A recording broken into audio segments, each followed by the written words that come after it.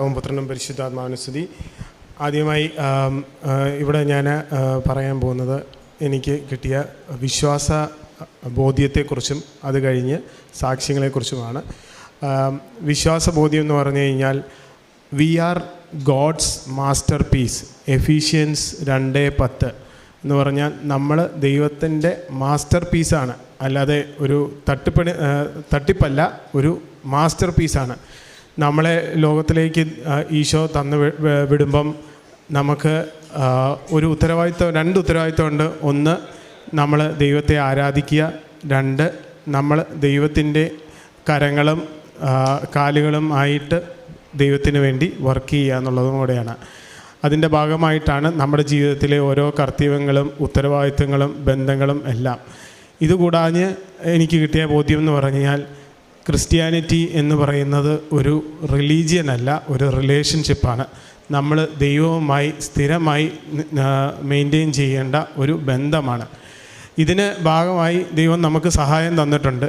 മാതാവിനെ കൂടെ വിട്ടിട്ടുണ്ട്, എന്നും നമ്മുടെ കൂടെയുണ്ട്, ഈശോയുണ്ട്.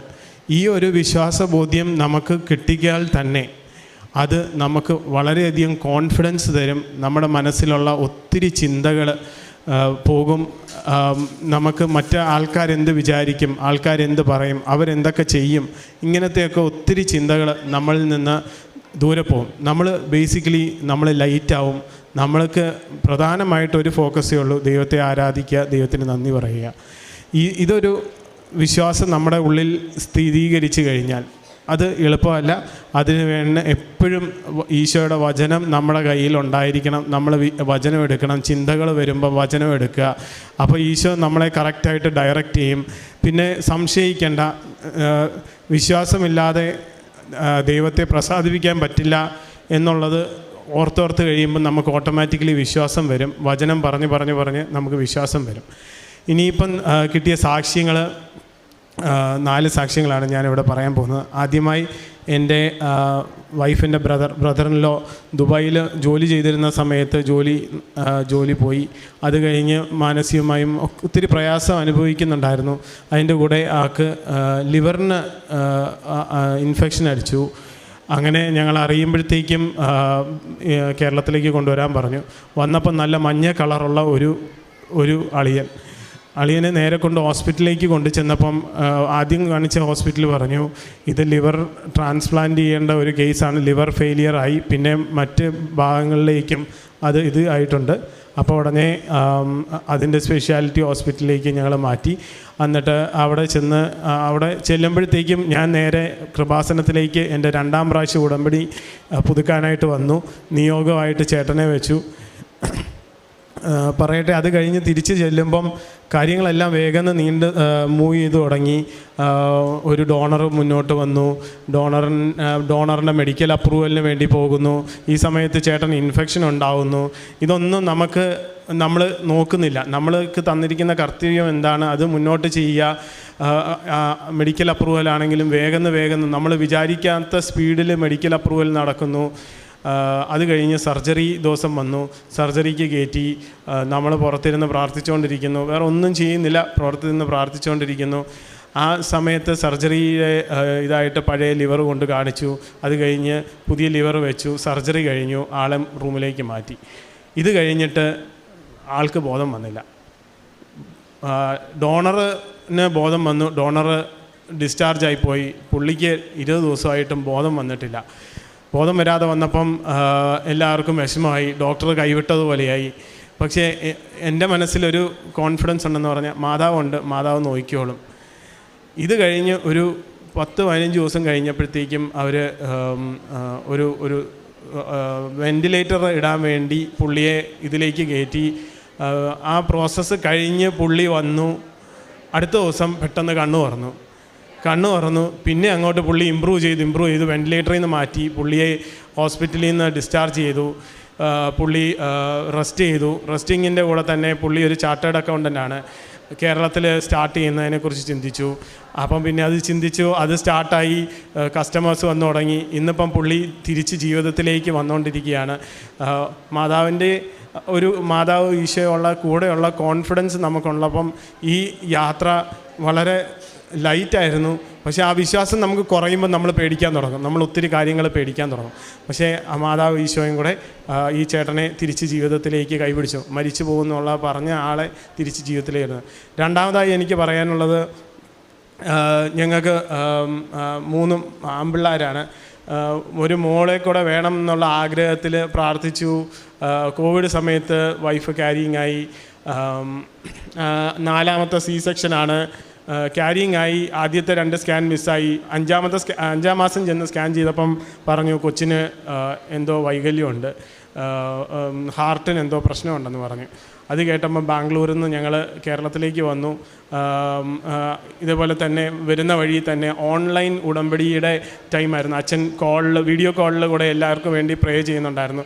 ആ സമയത്ത് ഞങ്ങൾ വല്ലാർപാടം മാതാവിൻ്റെ അടുത്തുനിന്ന് തിരിച്ചു വരുമ്പം അവിടെ നിന്ന് പ്രാർത്ഥിച്ചു. അച്ഛൻ പ്രാർത്ഥിച്ചു. അത് കഴിഞ്ഞ് ഞങ്ങൾ മുന്നോട്ട് പോകുന്നു. ഇതിൽ 2 കാര്യം, അമ്മ കൊച്ച് 2 പേരുടെയും കാര്യത്തിൽ ടെൻഷനുണ്ട്.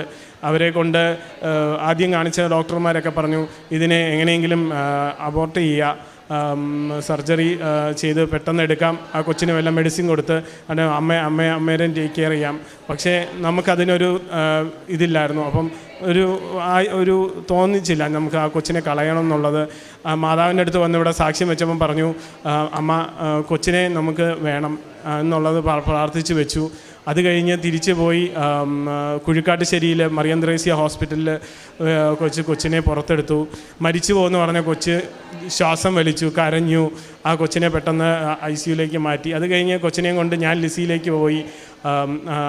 കൊച്ചിനെ ഒരു 3 മാസത്തോളം കൊച്ച് ICUയിലായിരുന്നു. അപ്പോഴൊക്കെ ഞാനിവിടെ വന്ന് പ്രാർത്ഥിക്കുമ്പോൾ എനിക്ക് ഉടമ്പടി എടുക്കാനായിട്ട് ടോക്കൺ നമ്പർ 1 കിട്ടി. അത് ബേസിക്കലി ഇവിടെ എല്ലാം അടച്ചു കിടന്നിട്ട് തുറന്നു വരുന്ന ആദ്യത്തെ ഉടമ്പടി ഇതായിരുന്നു. അപ്പോൾ മാതാവിൻ്റെ അടുത്ത് വന്ന് പ്രാർത്ഥിച്ചു. കൊച്ചിൻ്റെ ഫോട്ടോ അച്ഛനെ കാണിച്ചു. അച്ഛൻ പ്രാർത്ഥിച്ചു. അത് കഴിഞ്ഞ് ഒരു 3 മാസം കഴിഞ്ഞപ്പോൾ സർജറി കഴിഞ്ഞു. അത് കഴിഞ്ഞ് കൊച്ചിനെ വീട്ടിലോട്ട് കൊണ്ടുപോകാനായിട്ട് പറ്റി. ഇതൊന്നും സാധിക്കില്ലായിരുന്നു. ആ കൊച്ച് ഞങ്ങളുടെ കൂടെ ഒരു ഫാമിലി മെമ്പറിനെ പോലെ 3 ചേട്ടന്മാരുടെ കൂടെയും ഫാമിലിയായിട്ട് ഞങ്ങളുടെ കൂടെ ഉണ്ടായിരുന്നു. ഒരു 1.5 മാസം കൂടെ ഉണ്ടായിരുന്നു. അത് കഴിഞ്ഞ് ഒരു ദിവസം കുരിശ് വരയ്ക്കാൻ നേരത്ത് അവൾ നെഞ്ചത്ത് കിടന്ന് അവൾ ശ്വാസം വലിച്ചു. അപ്പം ആ വന്ന യാത്ര കൊച്ചിൻ്റെ കംപ്ലീറ്റ് ചെയ്ത് കൊച്ച് തിരിച്ച് ഈശോയുടെ അടുത്തേക്ക് പോയി. അതിലൊരിത്തിരി വിഷമം ഉണ്ടായിരുന്നു. പക്ഷേ ഈശോ മാതാവുണ്ട്, മുന്നോട്ടും നമ്മുടെ കൂടെ ഉണ്ട്. എന്താണ് ഇതിനെക്കുറിച്ച് മീനിങ് നോക്കാൻ പോയില്ല. എല്ലാം കർത്താവിന് സമർപ്പിച്ച് മുന്നോട്ട് പോയി. ഇത് നടന്നത് 2021 ജൂണിലാണെങ്കിൽ 2022 അവസാനമായപ്പോഴത്തേക്കും വൈഫ് പിന്നെയും ക്യാരിയിങ് ആയി. 2023 നവംബർ 1-ാം തീയതി ഞങ്ങൾക്കൊരു മോനെ കിട്ടി. അപ്പം അവളുടെ ആ ഒത്തിരി വിഷമങ്ങളൊക്കെ മാതാവ് മാറ്റി ഒരു മകനെ തന്നു. ഇപ്പം അവർ സമാധാനമായിട്ടിരിക്കുന്നു. 3ാമത്തെ സാക്ഷ്യം, ആദ്യമായിട്ട് ഇവിടെ വന്ന് ഉടമ്പടി എടുത്തപ്പം ഈ 2 BHKയിൽ താമസിച്ചിരുന്ന ഞങ്ങൾക്ക് ഇച്ചിരി കൂടെ സ്പേസ് വേണം, പിള്ളേർക്ക് കളിക്കാൻ ഒട്ടും സ്ഥലമില്ല. അതൊരു നിയോഗമായിട്ട് വെച്ചിരുന്നു. ഒരു ഭവനം വേണം, ആ ഭവനം വേണം എന്ന് എഴുതിയതിന് ശേഷം സമർപ്പിക്കുന്നതിന് മുമ്പേ ഞാൻ ചെറുതായിട്ട് ബ്രാക്കറ്റിൽ ഒരു 5 മുറിയെന്ന് എഴുതി 5 BHK എന്ന് എഴുതിയായിരുന്നു. അത് കഴിഞ്ഞ് ഇവിടെ ഇത് കൊടുത്തു. അത് കഴിഞ്ഞ് ഞങ്ങൾ നവംബർ 22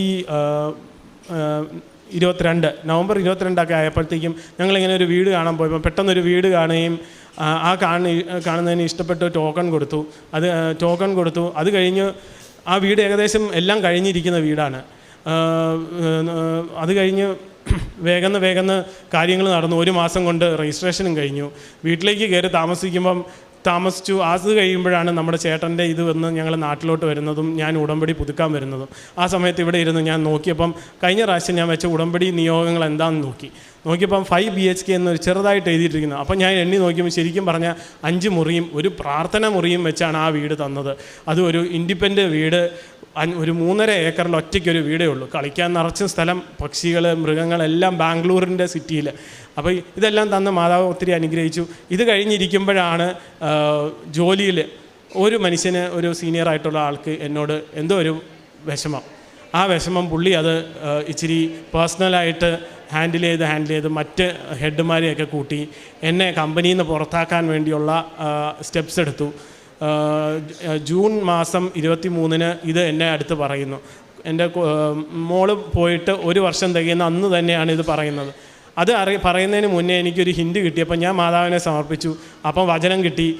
അവിടെ നിന്നെ വിചാരിക്കുമ്പോൾ എന്ത് പറയണം ഉള്ളത് നീ അറിയേണ്ട, അവിടെ ചെല്ലുമ്പോൾ പരിശുദ്ധാത്മാവ് നിനക്ക് പറഞ്ഞു തരും.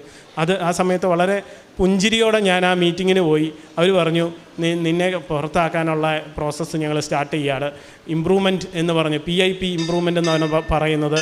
അപ്പം അതിനു വേണ്ടി ഇട്ടിട്ടുണ്ട്. പക്ഷേ ആദ്യമായി ഒരു PIP എന്ന് പറഞ്ഞാൽ ആദ്യം ഒരു 3 മാസം തരും. അത് കഴിഞ്ഞ് പിന്നെ അവർ ഇവാലുവേറ്റ് ചെയ്തിട്ട് അടുത്ത PIPയിലേക്ക് ഇടും, നല്ലതായില്ലെങ്കിൽ.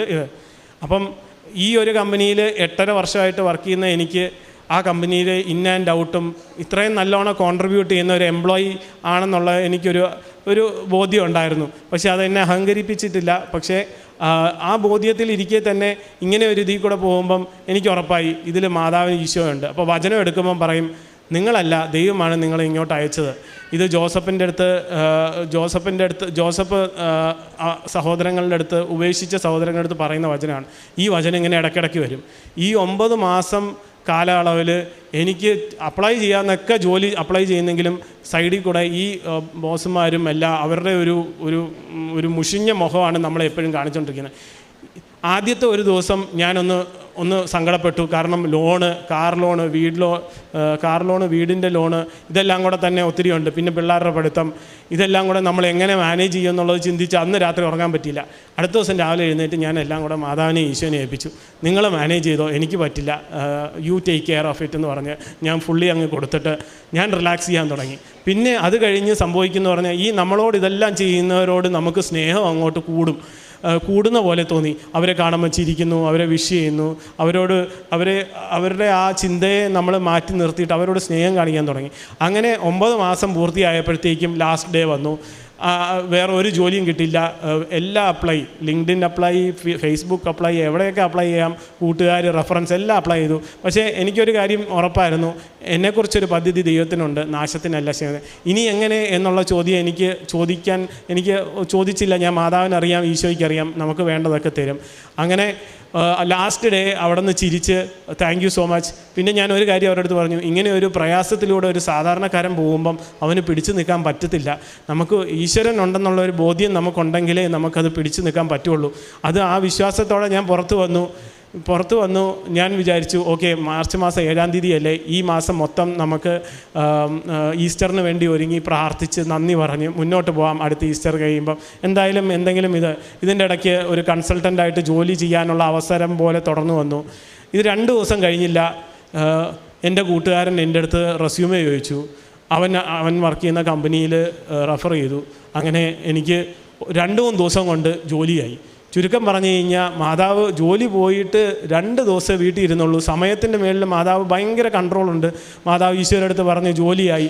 ഇന്നലെ ഞാൻ അവിടെ നിന്ന് മിനിഞ്ഞാന്ന് പുറപ്പെടുന്നതിന് മുമ്പേ എനിക്കൊരു സർട്ടിഫിക്കേഷൻ ക്ലിയർ ആകുന്നുണ്ടായിരുന്നു. ആ പുതിയ കമ്പനിയിൽ ചെന്ന് സർട്ടിഫിക്കേഷൻ ക്ലിയർ ചെയ്യാനായിട്ട് അതൊരു മാൻഡേറ്ററി ആയിരുന്നു. അല്ലെങ്കിൽ ജോലിക്ക് അത് പിന്നെയും പ്രശ്നം വരും.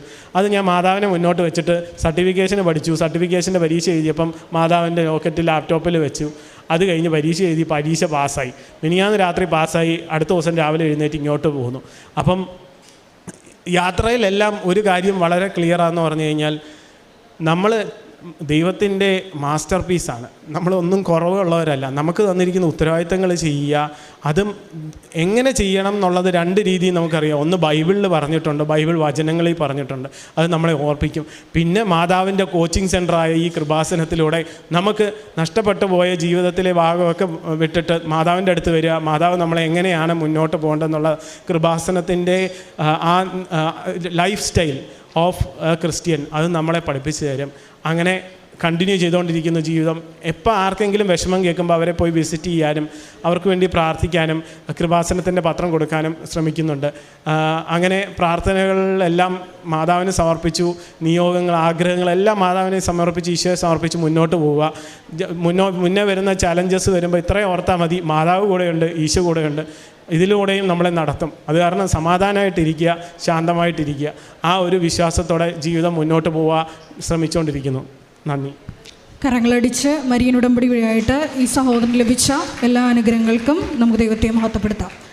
ചുരുങ്ങിയ വാക്കുകൾക്കുള്ളിൽ വലിയ വലിയ സാക്ഷ്യങ്ങളാണ് ബാംഗ്ലൂർ അല്ലേ, ബാംഗ്ലൂരിൽ നിന്ന് വന്ന ഈ സഹോദരൻ നമ്മളുമായിട്ട് പങ്കുവച്ചത്. മത്തായിയുടെ സുവിശേഷം 7-ാം അധ്യായം 24, 25 തിരുവചനങ്ങൾ നമ്മൾ ഇപ്രകാരം വായിക്കുന്നുണ്ട്: എൻ്റെ വചനം കേൾക്കുകയും അതനുസരിച്ച് പ്രവർത്തിക്കുകയും ചെയ്യുന്നവൻ പാറമേൽ ഭവനം പണിത വിവേകവതിയായ മനുഷ്യന് തുല്യമായിരിക്കും. അവൻ്റെ ജീവിതത്തിൽ കാറ്റടിക്കും, വെള്ളപ്പൊക്കമുണ്ടാകും, പക്ഷേ ആ ഭവനം വീണുപോയില്ല. കാരണം അത് പാറമേൽ പണിത ഭവനമായിരിക്കും. നമുക്കറിയാം, മരിയൻ ഉടമ്പടി നിബന്ധനകൾ വിശ്വസ്തതാപൂർവം പാലിക്കുന്ന ഒരുവനെ സംബന്ധിച്ചിടത്തോളം അവൻ ശരിക്കും പറഞ്ഞ ദൈവപിതാവിൻ്റെ സംരക്ഷണയിലാണ്. പരിശുദ്ധ അമ്മയുടെ സാന്നിധ്യം അവൻ്റെ കൂടെയുണ്ടാകും. അതുകൊണ്ട് തന്നെ തക്ക സമയത്ത് ദൈവം അവനെ ഉയർത്തും. ഈ സഹോദരൻ അവസാനമായിട്ട് പറഞ്ഞ് അവസാനിപ്പിച്ചത് ഇപ്രകാരമാണ്. അത് പുറപ്പാട് തിരുവചനമാണ്. അതായത്, നിങ്ങൾ ശാന്തരായിരുന്നാൽ മതി, കർത്താവാണ് നിങ്ങൾക്ക് വേണ്ടി യുദ്ധം ചെയ്യുന്നത്. ഒരിക്കൽ കൂടി മരിയൻ ഉടമ്പടി വഴിയായിട്ട് ഈ കുടുംബത്തിൽ ലഭിച്ച ചെറുതും വലുതുമായിട്ടുള്ള എല്ലാ അനുഗ്രഹങ്ങൾക്കും കരങ്ങളടിച്ച് നമുക്ക് ദൈവമാതാവിനെയും ദൈവപിതാവിനെയും. രശ്മി, ഞാൻ തിരുവല്ലയിൽ നിന്ന് വരുന്നു. ഞാൻ ഇവിടെ വരാനുണ്ടായ കാരണം എനിക്ക് തലവേദനയാണ്, ഭയങ്കര തലവേദന. അത് മാറുന്നില്ല. ഞാൻ പോകാത്ത ഹോസ്പിറ്റലുകളില്ല. അങ്ങനെ എൻ്റെ അനിയത്തിയോട് ഒരാൾ പറഞ്ഞു, ഇവിടെ ഇന്നൊരു പള്ളിയുണ്ട്, ഇവിടെ വരണമെന്ന് പറഞ്ഞു. ഞാൻ അങ്ങനെ ഇവിടെ വന്നു, ഉടമ്പടി എടുത്തപ്പോൾ ആദ്യം എൻ്റെ തലവേദനയുടെ കാര്യം ഞാൻ എഴുതാൻ തന്നെ വിട്ടുപോയി. കാരണം വീട്ടിലുള്ള കാര്യങ്ങളും ബുദ്ധിമുട്ടും കൂടെയുള്ളവരെ എല്ലാതും എഴുതി. രണ്ടാമത്തെ പ്രാവശ്യം വന്നപ്പം ഇവിടെ ആൾക്കാർ അച്ഛനെ കാണാൻ നിൽക്കുന്നത് കണ്ടു. അങ്ങനെ ഞാൻ ഇവിടെ ടോക്കൺ എടുത്തു. രണ്ടാമത്തെ ഉടമ്പടി പുതുക്കാൻ നേരം അതും എഴുതി വെച്ചു. അച്ഛനെ കാണാൻ പറ്റി. അച്ഛൻ തൈലം തൂത്ത് തലയിൽ തൊട്ട് പ്രാർത്ഥിച്ചു. വീട്ടിൽ ചെന്ന് അത് കുറേ കഴിഞ്ഞപ്പം വീട്ടിൽ ചെന്നതിന് ശേഷം നല്ല അമ്മയോട് പ്രാർത്ഥിച്ച് കഴിയുമ്പോൾ എല്ലാം നല്ല സുഗന്ധമാണ് മുറിക്കകത്തെല്ലാം. ഇപ്പോൾ കുറേ കഴിഞ്ഞപ്പോഴത്തേക്ക് എനിക്കൊരു പിറ്റേ ദിവസം വെയിൽ ഉറച്ചപ്പം ചെറിയൊരു ബുദ്ധിമുട്ട് പോലെ തോന്നി. അപ്പോഴും കുറച്ച് കഴിഞ്ഞപ്പോൾ ഞാനിങ്ങനെ അമ്മയുടെ കാര്യം മനസ്സിൽ ഓർത്തതേ ഉള്ളൂ. പെട്ടെന്ന് ആ മണം മുറിക്കകത്തെല്ലാം നിറഞ്ഞു. ആ വന്ന തലവേദന പിന്നെ ഈ നിമിഷം വരെ എനിക്കുണ്ടായിട്ടില്ല. 13 വർഷമായിട്ടാണ് ഞാനത് അനുഭവിച്ചുകൊണ്ടിരുന്നത്. പോകാത്ത ഹോസ്പിറ്റലുകളില്ല, ചെയ്യാത്ത ചികിത്സയില്ല. അവസാനം അവർ ഒത്തിരി ഓപ്പറേഷൻ വരെ പറഞ്ഞു. മൂക്കിന് വളവുണ്ട്, തലയ്ക്ക് എത്ര സ്കാൻ ചെയ്തെന്ന് പോലും എനിക്കറിയത്തില്ല. രണ്ടാമത്തെ സാക്ഷ്യം എന്ന് പറയുന്നത്, എനിക്ക് യൂട്രസിലൊരു മുഴയുണ്ടായിരുന്നു. അവിടെ ചെന്നപ്പോഴും ഇത് തന്നെ പറയുന്നത്, അത് പിന്നെ വലിയ മുഴയാണ്, നിങ്ങൾ ഓപ്പറേഷൻ ചെയ്തേ പറ്റത്തുള്ളെന്ന് പറഞ്ഞു. അപ്പോൾ ഡോക്ടർ മരുന്ന് കഴിക്കാൻ പറഞ്ഞു. മരുന്നും കഴിച്ചു. ഇവിടെ വന്ന് അതും പ്രാർത്ഥനയിൽ വെച്ചു. എന്തായാലും ഇവിടെ വന്ന് പിന്നത്തെ സ്കാനിങ്ങിന് ചെയ്തപ്പം അവർ നോക്കിയപ്പോൾ അങ്ങനെ അതിൻ്റെ യൂട്രസ് മുഴയുടെ ഒന്നുമില്ല അതിനകത്ത്. അതും അമ്മ എനിക്ക് സുഖപ്പെടുത്തി തന്നു.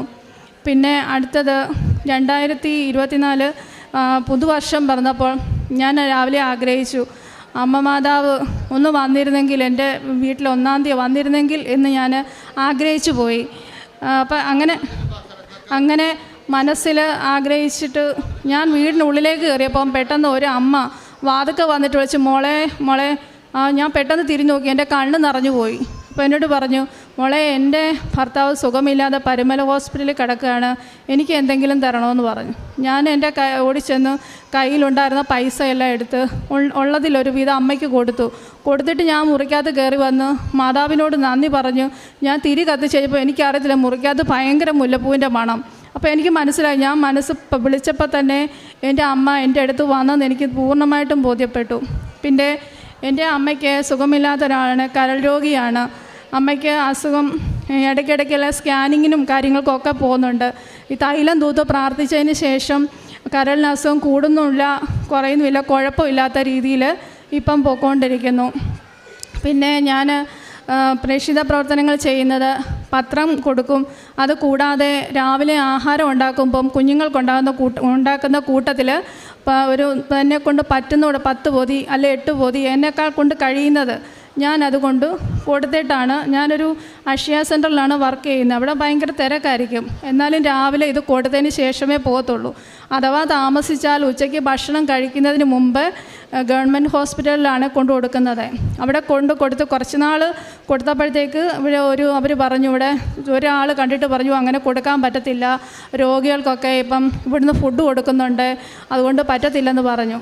അപ്പോൾ ഒരു മനസ്സിന് പ്രയാസമായിപ്പോയി. എന്നാലും അടുത്തുള്ള പള്ളിയുണ്ട്, അവിടെ അടുത്ത പള്ളിയുണ്ട്. ആ പള്ളിയുടെ പരിസരത്തൊക്കെ ഞാൻ ഇങ്ങനെ ആൾക്കാരെ വയ്യാത്തവരൊക്കെ ഇരിക്കുന്നവരെ കണ്ടിട്ടുണ്ട്. അവർക്ക് പോയിട്ട് ഫുഡ് കൊടുക്കുകയും ചെയ്യും, എന്നാൽ കഴിയുന്ന അവർക്ക് സഹായം ചെയ്യുകയും ചെയ്യും. പിന്നെ പത്രങ്ങളിലൊക്കെ വരുമല്ലോ, ഞങ്ങൾക്ക് സഹായം വേണം, ആവശ്യമുണ്ടെന്ന് പറഞ്ഞ്. അപ്പോൾ എന്നെക്കൊണ്ട് കഴിയുന്നത് പോലെ ഞാൻ ചെയ്യുകയും അവിടെയുള്ള അനാഥ മന്ദിരത്തിലെ അനാഥാലയങ്ങളിൽ എന്നാൽ കഴിയുന്നത് പോലെ ഞാൻ ഫുഡ് കൊണ്ടു കൊടുക്കുകയും വസ്ത്രം ചോദിക്കുന്നവർക്ക് വസ്ത്രം കൊടുക്കുകയും എന്നാൽ കഴിയുന്ന സഹായങ്ങളൊക്കെ ചെയ്യും. അപ്പോൾ ഇതിങ്ങനെ പത്രം കൊടുക്കുമ്പം ചിലർ എന്നോട് പറയും, അയ്യോ നീ എന്തിനാ പള്ളിയിൽ പോകുന്നത്, കാരണം ഞാനൊരു അക്രൈസ്തവയാണ്. പറയോ പള്ളിയിൽ ചെല്ലല്, പള്ളിയിലോട്ട് എന്നാൽ അച്ഛൻ പിടിച്ചങ്ങ് മതം മാറ്റും. ഞാൻ പറഞ്ഞ അച്ഛൻ അങ്ങനെ ഒരിക്കലും പറയത്തില്ല.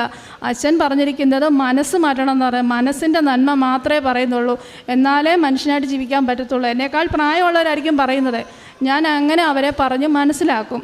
പിന്നെ ഞാൻ പത്രം കൊടുത്തത് വഴി ഇവിടെ വന്ന് ഒരു 10 പേരല്ല അതിൽ കൂടുതൽ ആൾക്കാർ ഇവിടെ വന്നു ഉടമ്പടി എടുക്കുകയും ചെയ്യും. വന്നിട്ട് എന്നെ വിളിച്ച് പറയുന്നുണ്ട്, സൗഖ്യമാകുന്നവരും പറയുന്നുണ്ട്. പിന്നെ പ്രാർത്ഥനയ്ക്കാണെങ്കിൽ ഓരോരുത്തർ പറയും എനിക്ക് വേണ്ടി പ്രാർത്ഥിക്കണം എന്ന് പറഞ്ഞ് പറയുമ്പോൾ പിറ്റേ ദിവസം അവർ വിളിച്ച് പറയും പ്രാർത്ഥിച്ച കാര്യങ്ങൾ ഞങ്ങൾക്ക് നന്നായിട്ട് വന്നു. അപ്പം ഞാൻ മാതാവിനും തിരുക്കുമാരനും അന്നപ്പോൾ അവിടെ തന്നെ സ്തുതി പറയും. അതുപോലെ തന്നെ ഹോസ്പിറ്റലിൽ ചെന്നപ്പം അവിടെ ഒരു മുസ്ലിം സഹോദരി ആ കുഞ്ഞിന് വയ്യാഴിയായിട്ട് വന്നു. എന്നോട് എൻ്റെ മോളെ അപ്പൻഡിക്സിൻ്റെ ഓപ്പറേഷനാണ്, അറിയത്തില്ല, അപ്പൻഡിക്സ് ആണെന്ന് തോന്നുന്നു, ഭയങ്കര വേദനയാണെന്ന് പറഞ്ഞു. അപ്പം ഞാൻ ഇവിടെ പ്രാർത്ഥിക്കുന്ന കാര്യങ്ങളൊക്കെ പറയുന്നത് കേട്ടപ്പോൾ എന്നോട് ചോദിച്ചു, ഞാൻ ആദ്യമായിട്ടാണ് മാതാവിനെക്കുറിച്ച് കേൾക്കുന്നത്, എൻ്റെ കുഞ്ഞിനെ തൊട്ടൊന്ന് പ്രാർത്ഥിക്കുമോ എന്ന് ചോദിച്ചു. ഞാൻ പറഞ്ഞു ഞാൻ തൈലം തൂത്ത് പ്രാർത്ഥിച്ചോട്ടെ എന്ന് ചോദിച്ചു. പ്രാർത്ഥിച്ചോളാൻ പറഞ്ഞു. പ്രാർത്ഥിച്ചപ്പോൾ ഞാൻ ദിവസവും ചോറും കൊണ്ട് പോകുന്നുണ്ട് അവിടെ. അപ്പോൾ പിറ്റേ ദിവസം ചോറും കൊണ്ട് ചെന്നപ്പോൾ അവരെന്നെ കാത്തു നിൽക്കും. എന്നിട്ട് പറയാം, മോളെ ഇന്നലെ സ്കാൻ കഴിഞ്ഞു, ഒരു കുഴപ്പവുമില്ല, ചെറിയ എന്തോ ഒരു ഇൻഫെക്ഷനേ ഉള്ളായിരുന്നു കേട്ടോ എന്ന് പറഞ്ഞു. അത് കേട്ടപ്പോൾ തന്നെ എനിക്ക് സന്തോഷമായി. അവർ മാതാവിന് സ്തുതി പറഞ്ഞു, പത്രം കൊടുത്ത് അവർ വായിച്ചു. അവർ പറഞ്ഞു ഞങ്ങൾ പള്ളിയിൽ പോകുമെന്ന് പറഞ്ഞു. അത് കേട്ടപ്പോൾ തന്നെ മനസ്സിന് ഭയങ്കര സന്തോഷമായി. എന്നാൽ കഴിയുന്ന രീതിയിൽ ഞാൻ എല്ലാം പ്രേക്ഷിത പ്രവർത്തനങ്ങൾ ചെയ്യുകയും കൂടെ വരുന്നവരെയും എല്ലാവർക്കും വേണ്ടി പ്രാർത്ഥിക്കുകയും പറ്റുന്നത് കൂട്ടെല്ലാം ഞാൻ ചെയ്യുന്നു. എനിക്ക് ഇത്രയും അനുഗ്രഹങ്ങൾ തന്ന എൻ്റെ മാതാവിനും തിരുക്കുമാരനും കോടാനുകോടി നന്ദി ഞാൻ പറയുന്നു. നിങ്ങൾ എന്നിൽ വസിക്കുകയും എൻ്റെ വാക്ക് നിങ്ങളിൽ നിലനിൽക്കുകയും ചെയ്യുന്നെങ്കിൽ ഇഷ്ടമുള്ളത് ചോദിച്ചു കൊള്ളുക. യോഹന്നാൻ 15-7 അധ്യായം 7 തിരുവചനമാണ്. വിശുദ്ധ ബൈബിൾ നമ്മോട് അരുളി ചെയ്യുന്നത് പോലെ തൻ്റെ വാക്ക് ആരിൽ നിലനിൽക്കുന്നുവോ, ആര് ഈശോയിൽ വിശ്വസിക്കുന്നുവോ, ആര് ഈശോയിൽ നിലനിൽക്കുന്നുവോ അവരിലേക്ക് ഈശോ ഒഴുകി ഇറങ്ങുകയാണ്. കൃപകളായി തൻ്റെ വരദാനങ്ങൾ ആ വ്യക്തികൾക്ക് കൊടുക്കുകയാണ്. അതിന് ആരെന്നില്ല, ദേശകാല അടിസ്ഥാനങ്ങളൊന്നുമില്ല, അതുപോലെ ജാതി മതഭേദങ്ങളില്ല. തന്നെ സ്നേഹിക്കുന്നവരെ സ്നേഹിക്കുന്ന ഈശോയെ നമുക്ക് കാണുവാൻ കഴിയുന്നു ഓരോ ഉടമ്പടി അനുഭവ സാക്ഷ്യങ്ങളിലൂടെയും. ഇവിടെ രശ്മി എന്ന ഈ മകൾ തൻ്റെ സാക്ഷ്യത്തിൽ തനിക്ക് വർഷങ്ങളായുണ്ടായിരുന്ന തലവേദന, അതിന് ചെയ്യാത്ത മരുന്നുകളില്ല എന്നാണ് പറയുക. എന്നാൽ അതൊന്നും ഹീല് ചെയ്തില്ല. ഇവിടെ വന്ന് ഉടമ്പടി എടുത്തതിന് ശേഷം തനിക്ക് കിട്ടുന്ന രോഗസൗഖ്യം, അതുപോലെ പിന്നീട് വയറ്റിൽ മുഴയുണ്ടെന്ന് പറയുന്നു, അതും ഉടമ്പടി നേർച്ച വസ്തുക്കളിലൂടെ തന്നെ അപ്രത്യക്ഷമാവുകയാണ്. അത് പിന്നെ അവിടെ ഇല്ല എന്നാണ് പറയുക. അങ്ങനെ തൻ്റെ ജീവിതത്തിൽ ഈ മകൾക്ക് കിട്ടിയ കൃപകളെല്ലാം പറഞ്ഞുകൊണ്ട് കാരുണ്യ പ്രവർത്തികളും പ്രേക്ഷിത പ്രവർത്തനവും നടത്തുമ്പോൾ അതത്ര ഈസി ആയിരുന്നില്ല എന്നും നാം കേട്ടു.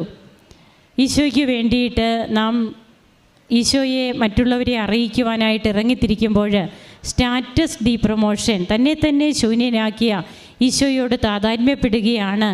അതാണ് ഉടമ്പടിയിൽ സ്റ്റാറ്റസ് ഡി പ്രൊമോഷൻ എന്ന് പറയുക.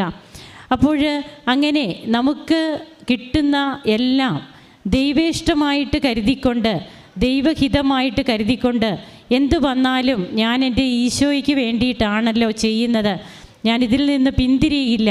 ആ മനസ്സാണ്, ആ ഒരു ചിന്തയാണ് ഈ മകളെ കൊണ്ട് പറയിപ്പിച്ചത് ഇവിടെ വരുന്നത് മനസ്സ് മാറ്റാനാണ് എന്ന്. അതായത് നമ്മിൽ തന്നെ വരുന്ന ഒരു മാനസാന്തരം, നമ്മുടെ ജീവിത രീതികളോട് നാം തന്നെ ഇനി പലതും നോ എന്ന് പറയുന്ന ഒരവസ്ഥ, അതിന് പിന്നീട് പലതും കൂട്ടിച്ചേർക്കപ്പെടുന്ന അവസ്ഥ. നോ പറയുക മാത്രമല്ല, പല കാര്യങ്ങളും നാം കൂട്ടിച്ചേർക്കുകയാണ്. പല പുതിയ കാര്യങ്ങളും നന്മ പ്രവർത്തികൾ ചെയ്യുവാൻ, അതൊക്കെയാണ് നമുക്ക് സാക്ഷ്യങ്ങളായിട്ട് പിന്നീട് കൃപകളായിട്ട് കിട്ടി സാക്ഷ്യങ്ങളായിട്ട് നമുക്ക് പറയുവാൻ സാധിക്കുക. അങ്ങനെ വിശുദ്ധ ഗ്രന്ഥത്തിൽ പറയുന്നത് പോലെ നിങ്ങൾ എന്നിൽ വസിക്കുകയും എൻ്റെ വാക്ക് നിങ്ങളിൽ നിലനിൽക്കുകയും ചെയ്യുന്നെങ്കിൽ ഇഷ്ടമുള്ളത് ചോദിച്ചു കൊള്ളുവാൻ ഈശോ പറയുകയാണ്. നാം എന്ത് ചോദിച്ചാലും അവിടുന്ന് നൽകുവാൻ തയ്യാറാണ്. ഒരു കണ്ടീഷനേ ഉള്ളൂ, നാം അവിടുന്നിൽ വസിക്കണം. നമുക്ക് കരങ്ങളടിച്ച് ഈശോയ്ക്കും അമ്മയ്ക്കും നന്ദി പറയാം, ദൈവത്തെ ആരാധിക്കാം, മഹത്വപ്പെടുത്താം. എൻ്റെ പേര് ജോസഫ് ദേവസ്യ. ഞാൻ പിറവത്തുനിന്ന് വരുന്നു. എറണാകുളം രൂപത സെൻറ്റ് മൈക്കിൾ ചർച്ച് കോളങ്ങായി ഇടവകാംഗമാണ്. ഞാനിവിടെ ഉടമ്പടി എടുത്തത് 2024 ജനുവരി 13 അമ്മച്ചി പനി വന്ന് കൂടിയിട്ട് തലയിൽ വൈറസ് ബാധിക്കുകയും എൻസെഫലൈറ്റീസ് എന്ന അസുഖം ബാധിച്ച് കോമ സ്റ്റേജിലായി പോവുകയും അങ്ങനെ ലിസി ഹോസ്പിറ്റൽ ICUവിലായിരുന്നപ്പോഴാണ് ഞാനിവിടെ വരുന്നതുണ്ടായി. ICUവിൽ ആദ്യത്തെ ദിവസം ചെന്നപ്പോൾ തന്നെ ICUവിൽ അഡ്മിറ്റ് ചെയ്യുകയും പിന്നീട് പിറ്റേ ദിവസമായപ്പോൾ അറ്റാക്കും സ്ട്രോക്കും സംഭവിക്കുകയും ഡോക്ടേഴ്സ് 48 മണിക്കൂറിന് ശേഷമേ നമുക്ക് എന്തെങ്കിലും പറയുവാനുള്ള സാധിക്കുകയുള്ളൂ എന്നുള്ള നമ്മളോട് പറയുകയും അങ്ങനെ മരണത്തിൻ്റെ താഴ്വരയിലൂടെയാണ് നടക്കുന്നതെങ്കിലും അവിടെ നിന്ന് കൂടെയുള്ളതിനാൽ ഞാൻ ഭയപ്പെടുകയില്ല. അവിടുത്തെ ഊന്നുവടിയും തെണ്ടും എനിക്ക് ഉറപ്പേകുന്നു എന്ന സങ്കീർത്തനങ്ങൾ 23:4 നമ്മളത് വിശ്വസിച്ചുകൊണ്ട് പ്രാർത്ഥിച്ചുകൊണ്ടിരുന്നു. വിശ്വാസ പ്രമാണം 33 പ്രാവശ്യം ചൊല്ലിക്കൊണ്ടും നമ്മൾ ആ ടൈമുകളിൽ പ്രാർത്ഥിച്ചുകൊണ്ടിരുന്നു. പിറ്റേ ദിവസവും അതുപോലെ തന്നെ ഡോക്ടേഴ്സ് നമ്മളെ കാണുമ്പോൾ യാതൊരു മാറ്റങ്ങളും സംഭവിച്ചിട്ടില്ല, അതുപോലെ തന്നെ നിൽക്കുകയാണെന്നും നമ്മൾ കോമൺ വൈറസിനുകൾക്കുള്ള മരുന്നുകൾ അന്നേരം സ്റ്റാർട്ട് ചെയ്തിട്ടുണ്ടായിരുന്നു. ആ വൈറസുകളിനുള്ള മരുന്നുകൾ സ്റ്റാർട്ട് ചെയ്തെങ്കിലും ആ മരുന്നുകൾ പ്രതികരിക്കാതെ അതേ ഒരു സ്റ്റേജിൽ തന്നെ നിൽക്കുകയായിരുന്നു. പിന്നീട് ജനുവരി 13 വന്ന് ഞാനിവിടെ വന്ന് ഉടമ്പടി എടുക്കുകയും ഉടമ്പടി എടുത്ത ദിവസം ഉടമ്പടി എടുത്ത് പ്രാർത്ഥിക്കുകയും ഈ ദിവസങ്ങളിൽ അവിടെ നമുക്ക് മരുന്നുകൾക്ക് ഒന്നും ചെയ്യാൻ സാധിക്കുകയില്ല. ഡോക്ടേഴ്സ് കൈയൊഴിഞ്ഞു. ഡോക്ടേഴ്സിന് ഒന്നും ചെയ്യാൻ സാധിക്കുകയില്ല.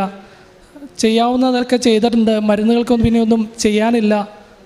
രക്ഷപ്പെട്ടു വരാനാണ് ദൈവഹിതമെങ്കിൽ രക്ഷപ്പെടുക തന്നെ ചെയ്യും എന്നുള്ളതാണ് ഡോക്ടേഴ്സ് നമ്മളോട് പറഞ്ഞത്. അപ്പോൾ നമ്മൾ സെക്കൻഡ് ഒപ്പീനിയനായിട്ട് ഞാനിവിടെ ഉടമ്പടി എടുക്കുന്ന ദിവസം രാജഗിരി ഹോസ്പിറ്റലിലേക്ക് എമർജൻസി ആംബുലൻസിൽ നമ്മൾ കൊണ്ടുപോവുകയാണ്. മെഡിക്കൽ ആംബുലൻസിൽ നമ്മൾ കൊണ്ടുപോവുകയാണ്. കൊണ്ടുപോയി അവിടെയും നമ്മൾ ട്രീറ്റ്മെൻറ്റ് തുടർന്നു. ഒരാഴ്ച രാജഗിരി ഹോസ്പിറ്റലിലും ഉണ്ടായി. അവിടുത്തെ മരുന്നും കാര്യങ്ങളും സെയിം മരുന്നുകൾ തന്നെയാണ് അവിടെയും ചെയ്തത്.